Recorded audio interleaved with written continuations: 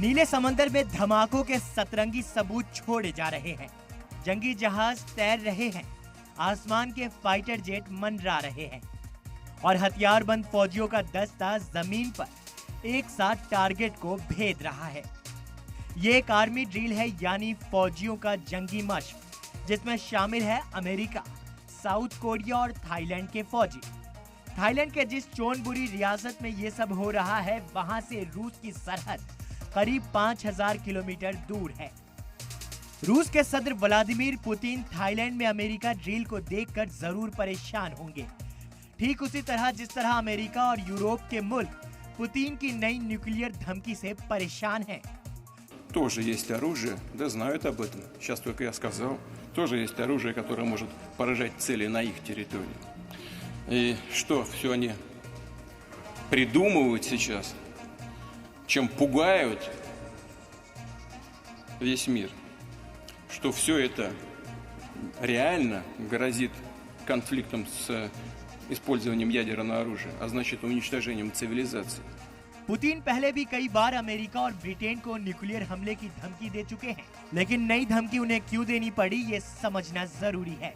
दरअसल फ्रांस के president Emmanuel Macron ने वार्निंग दी थी कि रूस के खिलाफ यूक्रेन में नाटो की फौज उतर सकती है। पुतिन ने इसी का जवाब देते हुए कहा था कि अगर यूक्रेन में नाटो की फौज उतरती है तो मगरिबी मुल्कों को न्यूक्लियर हमले के लिए तैयार रहना होगा। Где с суверенной, сильной Россией никакой прочный миропорядок невозможен.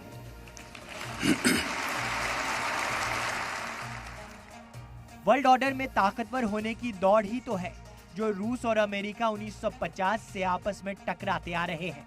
लेकिन बीते 2 सालों से दोनों मुल्कों के बीच कशीदगी की सबसे बड़ी वजह यूक्रेन है। रूस और यूक्रेन के बीच 2 साल से जंग चल रही है।